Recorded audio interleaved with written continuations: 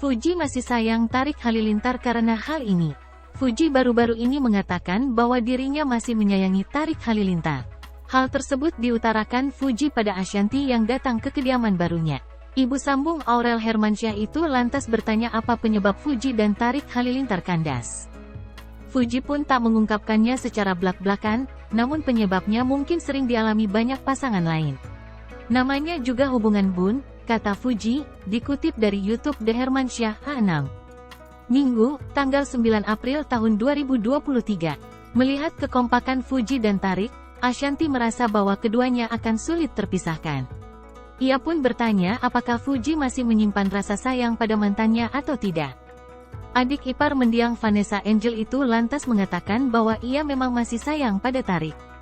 Tapi sayang masih ada dong, tanya Ashanty. Iya ada, rasa sayang, jawab Fuji.